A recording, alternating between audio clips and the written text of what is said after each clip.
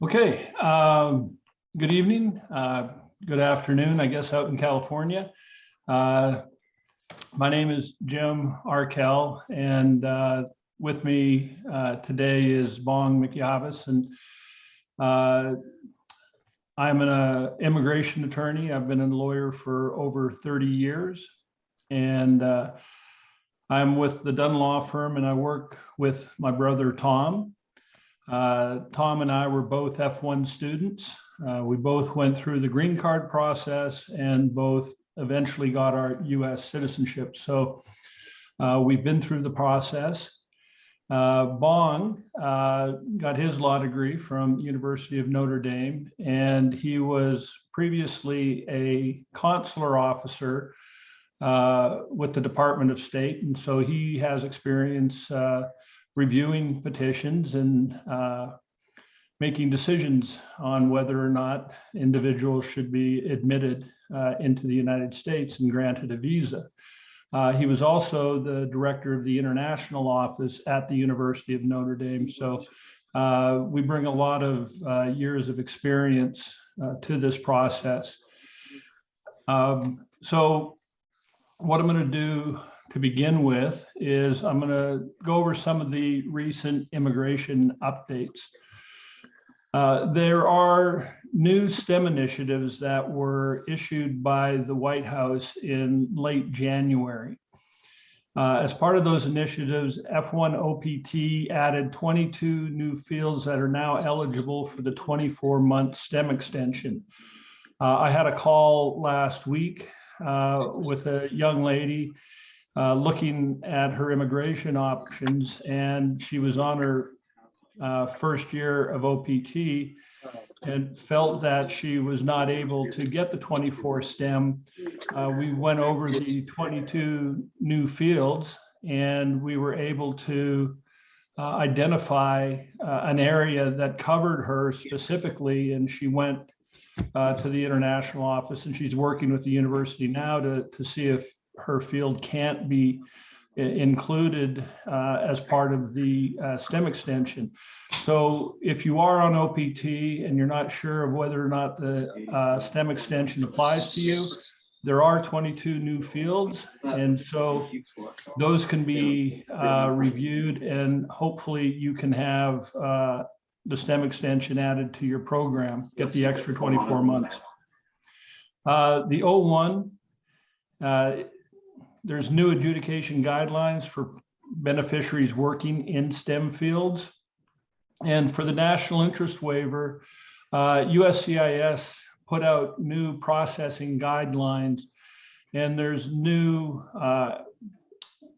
requirements for the officers when they're adjudicating an NIW case to take into consideration whether or not the petitioner has a degree in STEM fields and is going to continue working in a STEM field.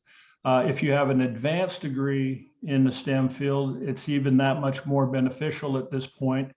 And then if you're working in one of the 20 areas designated as a critical and emerging technology, then that'll be very helpful as well. I've written a blog on this. As you can see at the bottom, our website is www.nationalinterestwaivers.com. And on the blog, you can read about these new initiatives. And I've also added links to the different, I'm going to have to turn my volume down here. I'm getting background from people that have their microphones on. Okay.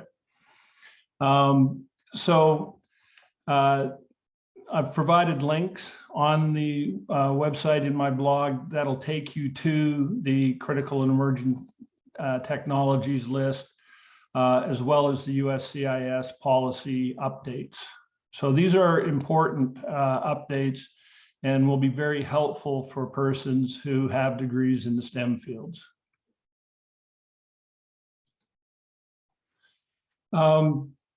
There's currently pending legislation out there for those of you who may be from India or China and are worried about the priority dates that accompany an EB2 NIW. Those priority dates will become current for persons with a STEM PhD if the law passes. It's bipartisan, so there's a good chance if it doesn't pass in the present bill that it's attached to, it may find its way into another bill that may get passed as law. There's been a proposal to recapture more than 400,000 unused green cards. If those green cards are recaptured, that will also make a big difference with respect to alleviating the priority dates for India and China related to the EB2 area. Visa renewals abroad are still problematic, particularly in certain countries. Many consulates and embassies were shut down during the pandemic, and so all the pending interviews were canceled. And so they're now just starting to get back to full steam with respect to interviews. And so, of course, there's an incredible backlog. And so if you're planning on going to get your visa stamp renewed or issued, you should make sure that you have an appointment in advance at the embassy or consulate you're planning on going to make sure that you can, in fact, get your visa stamp. Processing times for the Texas Service Center. This doesn't apply to UCSD because cases filed from California will go to Nebraska. But the Texas Service Center was way behind. And so the fact that they are improving is a good sign. And we're hoping that the Nebraska Service Center will start to follow suit and start issuing approvals on a quicker basis. To give you an example, it was taking between 1 year and 2 years to get decisions from Texas. And we're now getting decisions in between 4 to 8 months. 4 is the earliest, and on average around 8 months. So it's increased their processing time significantly. We haven't seen that change yet with Nebraska, but we're hoping they'll follow suit soon. So what we'll talk about here over the next 30 to 45 minutes before I start taking questions is we'll go through the different non-immigrant visas. We'll talk about how to obtain permanent residence, and then briefly how to follow up and obtain your citizenship.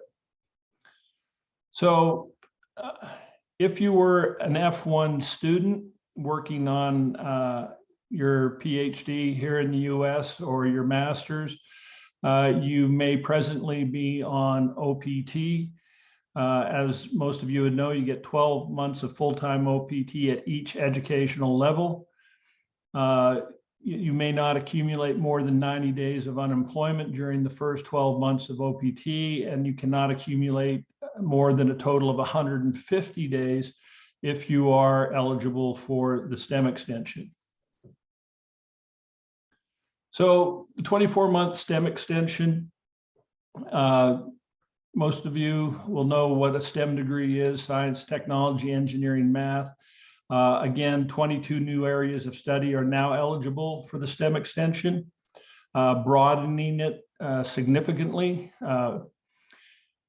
Employers must be enrolled in E-Verify. So if you're on OPT and you're going to get your 24-month STEM extension based on your degree in a STEM field, you need to make sure that the employer is E-Verified. I've had calls over the years from individuals who were in a panic because they assumed their degree qualified for the STEM extension and hadn't checked it out prior to filing for the extension, only to find out that the employer they were working for was not E-Verified.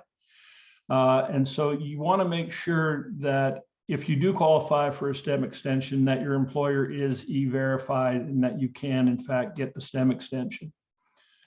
You should apply on time. You could apply for the extension 90 days before the original OPT expires. Because of delays at USCIS caused by the pandemic, you should make sure that you file as soon as you are able. Don't file early because they can reject it if you file early. So file it, make sure that you count the days correctly, and file it, say, 88 days before it expires. So other than the F1 and OPT, many of you are likely on J1 visas. This is designed for you to have an exchange program where you can come here, study. And then the expectation is that if you come here on a J1, because it's a cultural exchange, that you will return to your home country and share what you've learned. And so many people that get a J1 are subject to the 2-year home residency requirement. Again, I talked to a lot of people who are unsure of whether or not the 2-year home residency requirement actually applies. The first thing you would do, obviously, is look at your J1 visa stamp. On there, it will say whether or not 212E, whether you're subject to it or not. If you're subject to 212E on your J1 visa, then you're going to be subject to the 2-year home residency requirement. Some people get a DS 2019, which is issued by the university related to your J1. And the DS 2019 will say not subject to the 2-year home residency requirement, or it'll just be empty. So if there's a conflict, or if you're not sure whether the 2-year home residency requirement applies to you, you can file a advisory opinion request with the Department of State. By filing the advisory opinion, the Department of State will inform you whether or not the 2-year home residency requirement is applicable to you.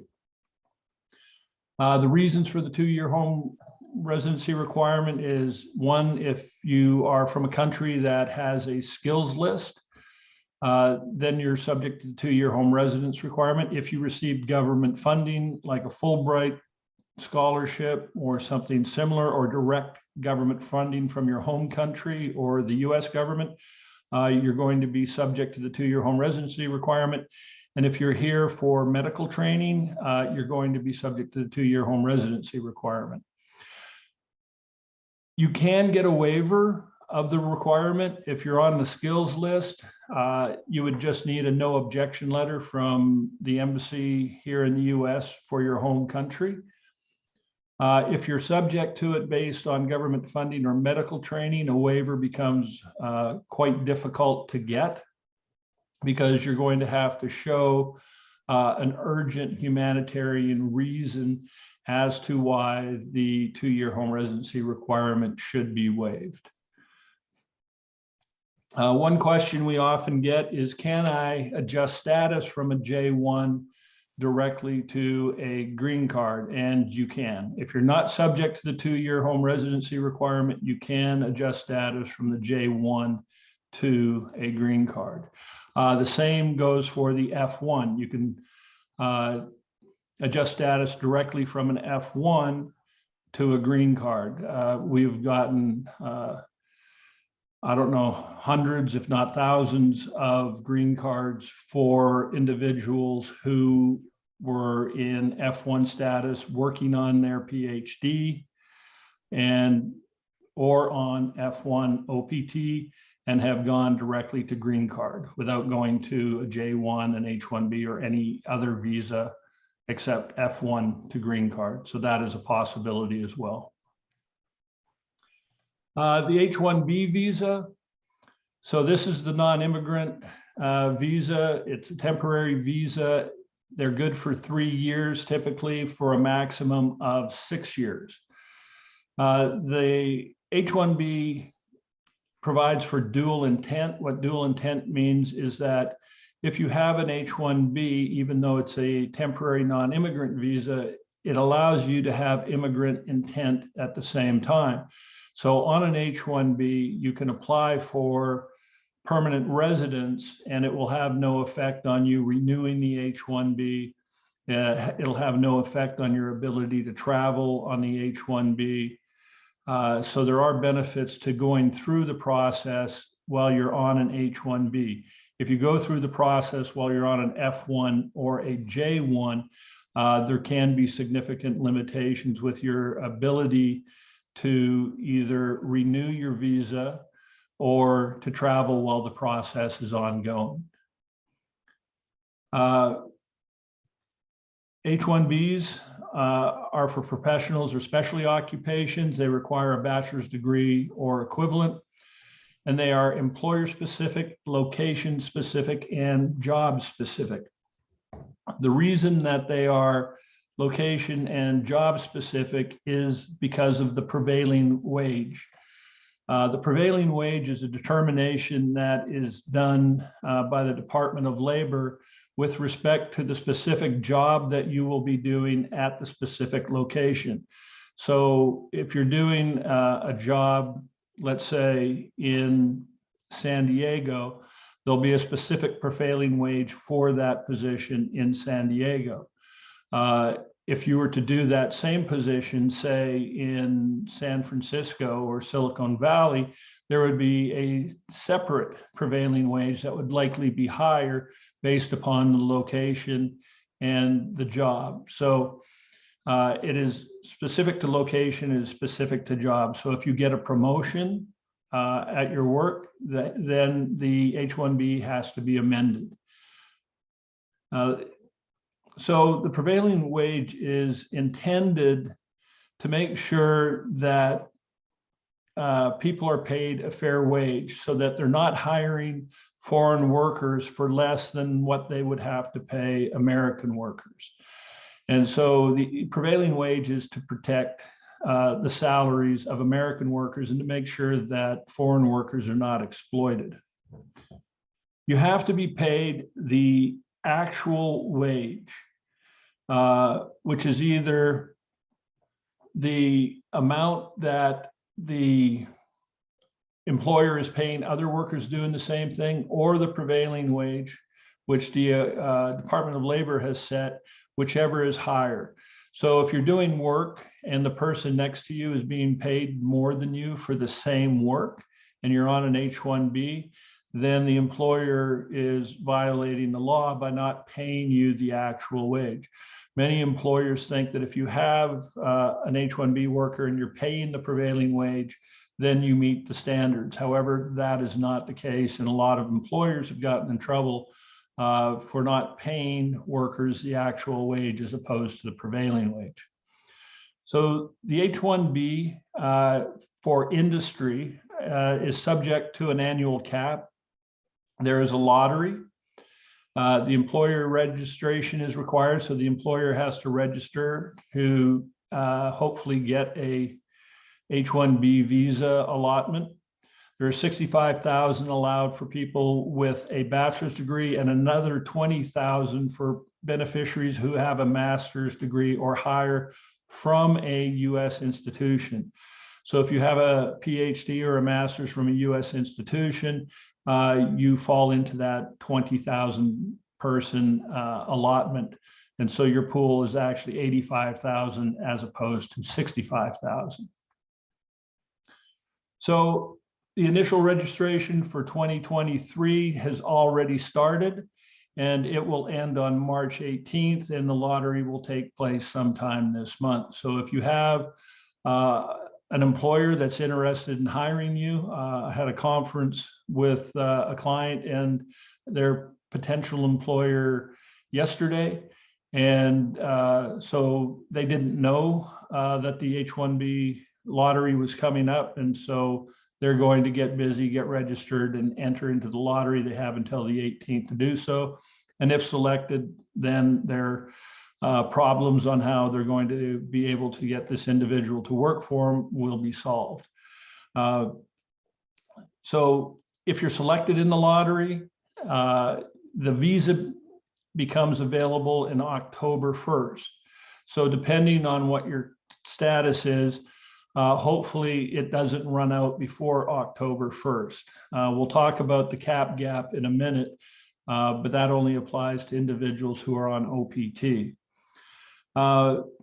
If you're going to work for an institution of higher education or a public research institution, they're not going to be subject to the annual cap, and they are not subject to the lottery.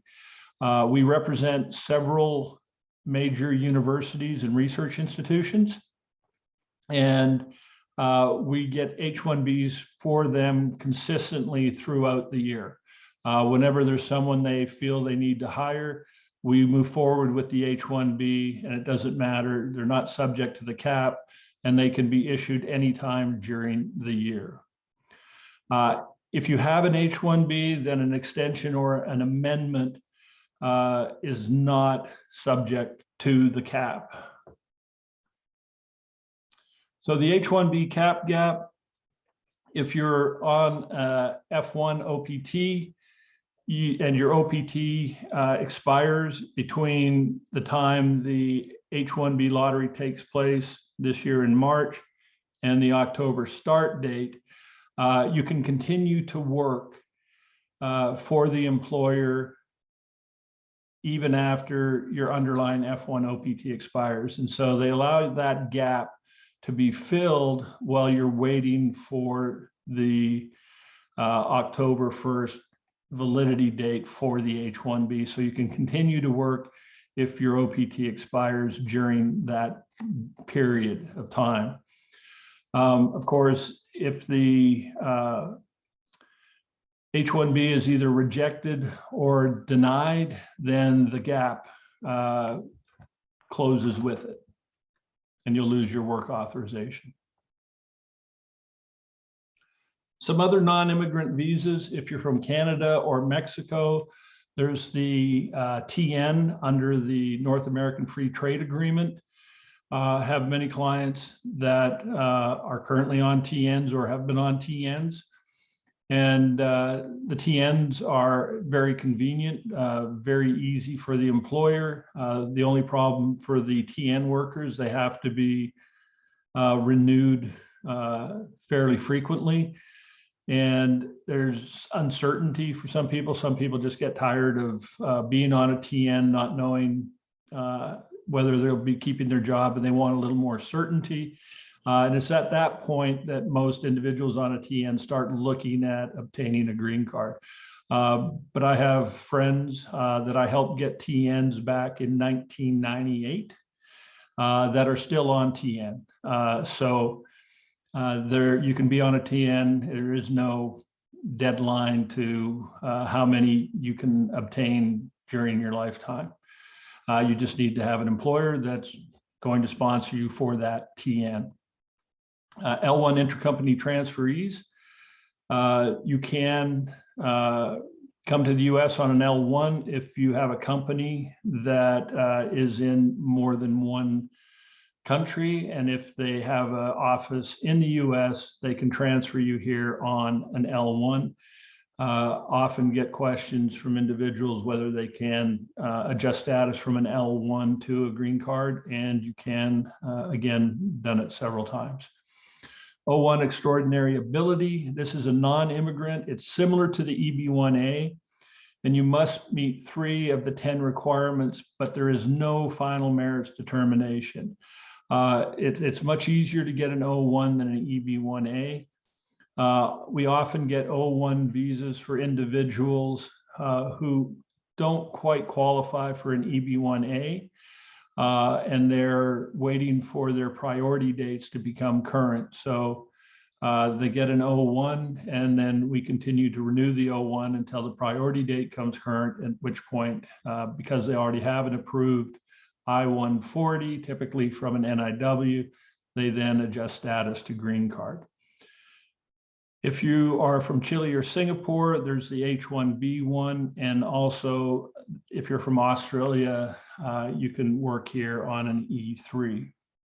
All of these you can adjust to a green card. So permanent residence, the immigrant visa. So the most common way people obtain their green card is through a family-based, where they get married and their spouse is a US citizen or holds a green card. A green card holder can sponsor their spouse for permanent residence, or they have a family member, a parent, a brother, sister who sponsor them. Other than marriage or sponsorship of young children, the family-based permanent resident application, again, depending on what country you're from, but typically they take many, many years. So if you're not going through family-based, then employment-based is the next option that's available to you. So in a typical employment-based application, it requires employer sponsorship. The employer has to sponsor you for the green card, and they have to go through what is called the PERM process and get a labor certification. This is where you have to test the US job market to make sure that there are not American workers that are available to fill that position. The PERM has to be filed by the employer. Once the labor certification PERM process is done, then an I-140 immigrant petition for alien worker can be filed by the employer. This is an EB-2 or an EB-3. Once that I-140 is approved, if you have a current priority date, you can then go to the I-45 adjustment of status if you're in the country, or if you're outside of the country, you would do consular processing. We'll talk about that in a bit. So most of our clients, except for the ones that are being sponsored by the universities and research institutions that we represent, are self-sponsoring. And they typically self-sponsor either through an NIW or an EB-1A. There is the investment EB-5, however, that has been stopped for now. There were so many multimillionaires filing under the EB-5 investment visa that they have just put a halt to it. So the national interest waiver EB-2 is the most common petition that we file for PhD students, postdocs, researchers, and occasionally we'll file an EB-1A. The main reason we file EB-1As is that those are filed for individuals from India or China. And the reason for that is the EB-1A priority dates are current for both countries, so that if you can qualify for an EB-1A, you'll have a current priority date and you can adjust straight to a green card. If you're from India or China and you get an EB-2, either through employer sponsorship or through the self-petition NIW, the priority dates for China are approximately 3 years at present. And for India, it's about an 8-year wait. And so the EB-1A, although much more challenging than the NIW, is an attractive option for people from India or China.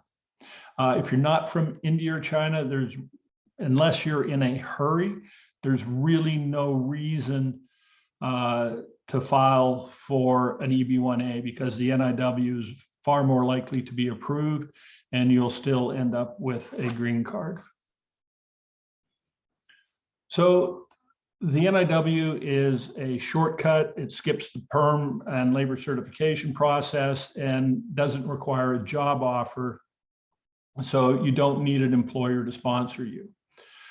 As I mentioned in the beginning, nationalinterestwaivers.com, we have a lot of information on there, blogs that I've written. We also have an ebook that we wrote. If you'd like a copy of that, you can request that. And so feel free to take a look at the website and see what information is there that may be of assistance to you. So the NIW has three prongs.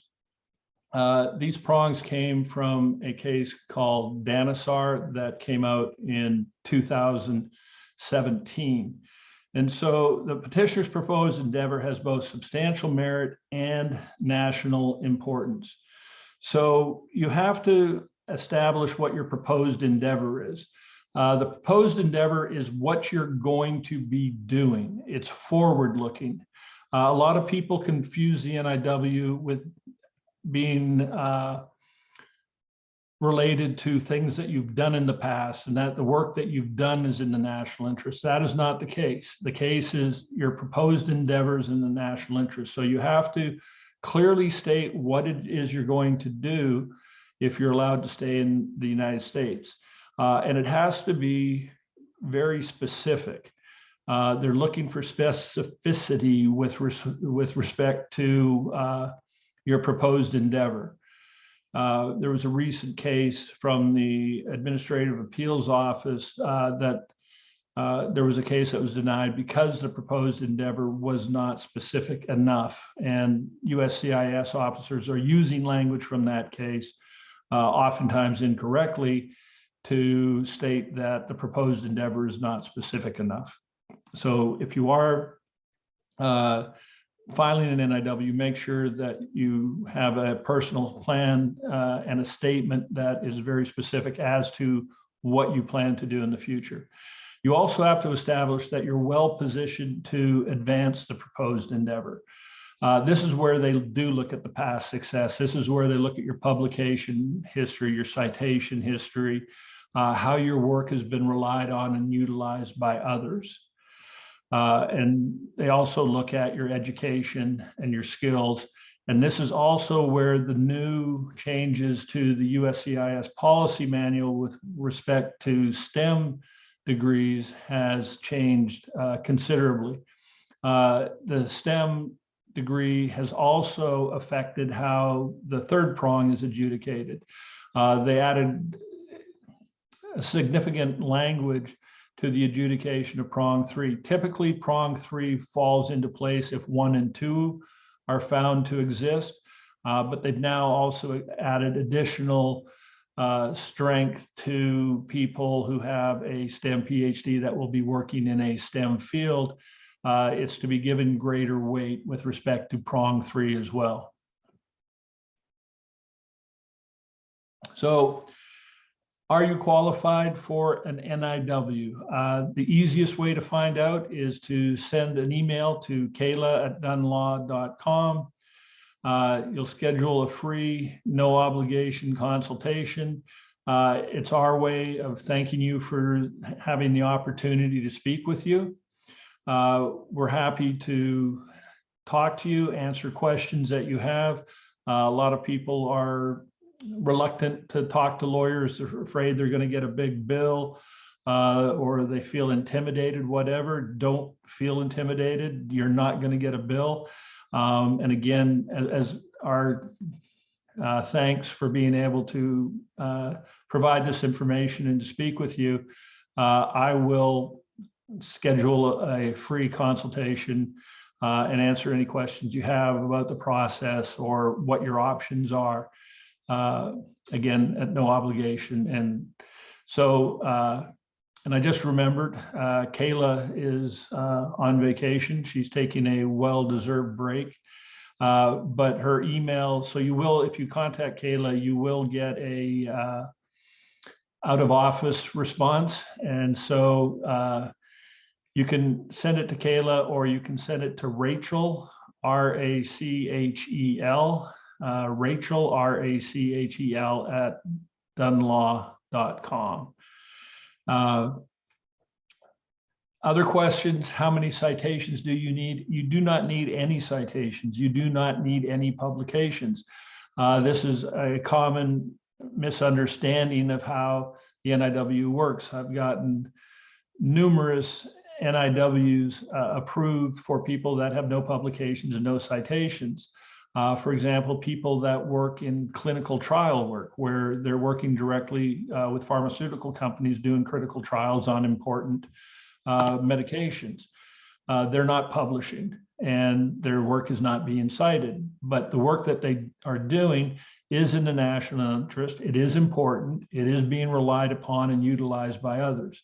And so if you can show that your work is important, has been utilized by others, you don't need publications and citations. Most researchers show that their work has been disseminated broadly and has been utilized by others through publications and citations, but that is not necessary. What else does USCIS consider? What they consider the most is, again, your proposed endeavor. They look at whether you have a STEM degree now. They look at the impact of your work, how it's being utilized. And so there's a lot that they look at and weigh in determining whether or not you qualify for an NIW.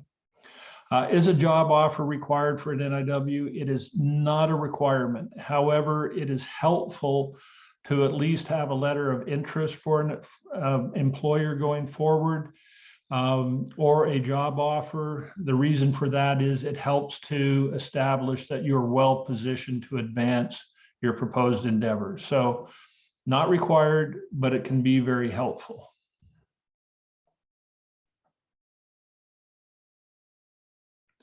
Can you apply from F1 OPT status? As I mentioned, you can. How many of letters of recommendation do you need? We are saying that you typically are going to need around 4 letters. You may have one less or a couple more. We don't recommend having any more than 6. The law of diminishing returns, there's only so much that can be said. Volume is not, in this instance, going to be beneficial. But I've also had people tell me that there are firms or people out there saying that they will file your case without any letters of recommendation. I don't think that's a good idea personally, because it's very difficult to corroborate your personal statement as to what you're doing without at least your employer or your PI or PhD supervisor confirming that this is what you're doing and that you have a lead or critical role in the work that's being done. And so without corroborating evidence in the form of letters from people that you work with or supervise your work, I think it's very difficult to file without letters, and I think it's problematic and will likely result in requests for evidence for lack of corroborating evidence. So we recommend you have at least 4, probably get away with 3 if they're strong enough, and you can go up to 6 if you feel the need. Dependent or independent, there should be a balance. You do need a dependent letter, again, to corroborate what you're currently doing or what you're going to be doing from a future employer. And then you should have 1 or 2 independent letters, typically people that have relied upon or utilized your work, either through citation or some other manner.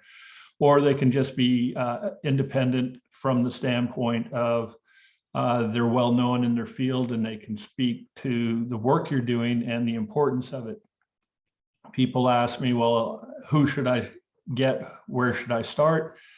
I always say start with the Nobel Prize winners in your field and work your way down. And in the past year, I've reviewed letters, edited letters for numerous Nobel Prize winners that have written letters on behalf of clients who were applying for national interest waivers. So if you don't ask, you're not going to get them. So you may have an advisor or somebody you know that is acquainted with somebody who has significant stature in the field. If you can get a letter from them, it is incredibly helpful. Is it necessary to be first author? It is not. If you're not first author and you're not second author, you're third or lower down the list on all your publications, you can get a contribution letter. I don't consider these part of the letters of recommendation. but you can get a simple contribution letter from the author saying that you had a leading, critical, or indispensable role in the research that resulted in that paper. Extraordinary ability, there's the EB1A, which is self-sponsored, and the EB1B, which requires employer sponsorship. So the EB1A, you must meet at least 3 of 10 criteria, at which point the USCIS officer makes a subjective final merits determination. So if you meet 3 of the 10 criteria, that's just the first step. The USCIS officer then does a subjective final merits determination, and he looks at all, or she looks at all the evidence and makes a determination as to whether or not you have risen to the top of your field. And so they will compare you to others in your field. They'll go on Google Scholar, and if you have a field link to your Google Scholar profile, they'll click on that link and they'll see who has tens of thousands, if not hundreds of thousands of citations in your field. And they'll say, they'll use that as a basis for denying your case by saying, yes, you meet 3 criteria or more, but others in the field have 10,000 citations, you have 1,000 citations, therefore you've not risen to the top of your field. Some officers are that basic in how they do it.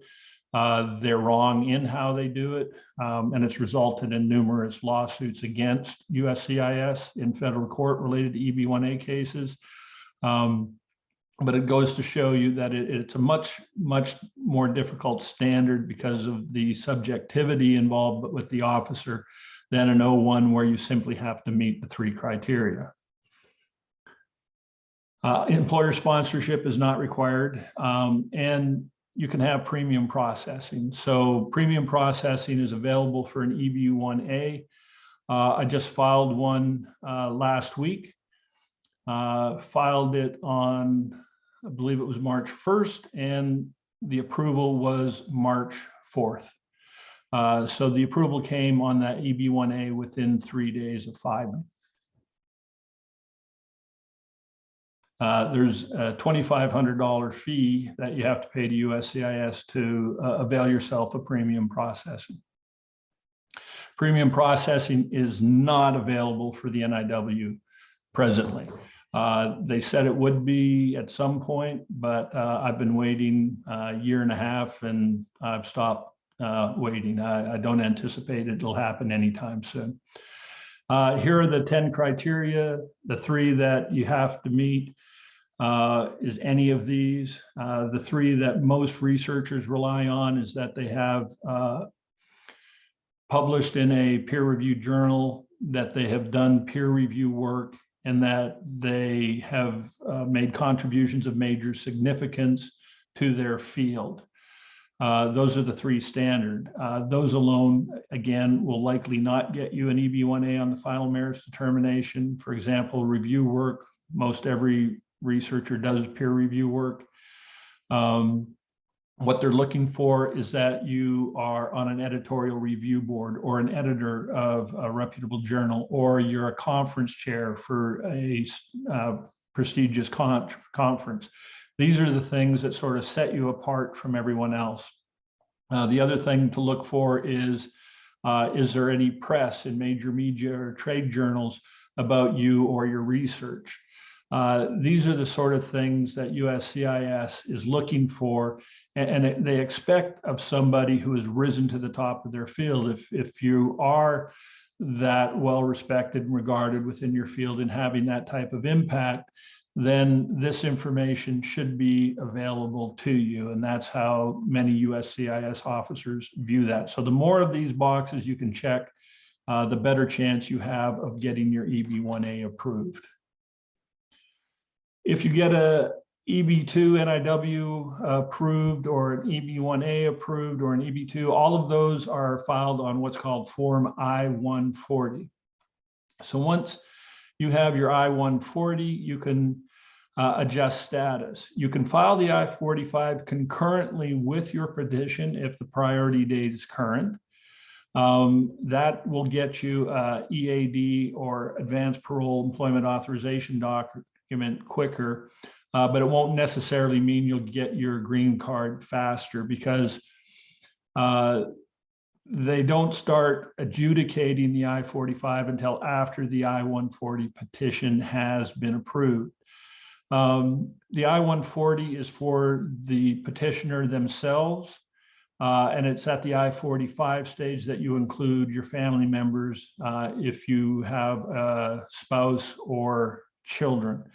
It's at this point where you would include them, and you would all adjust status from F1, J1, H1B, whatever status you're in, to a green card. It's at this point they do the background check and you have your medical exam. Once you've had your green card for 5 years, at year 4.5, you can begin to make your I-400 naturalization petition and apply for citizenship. The green card that is typically issued originally is good for 10 years. Okay, again, if you have questions, feel free to send them to Kayla.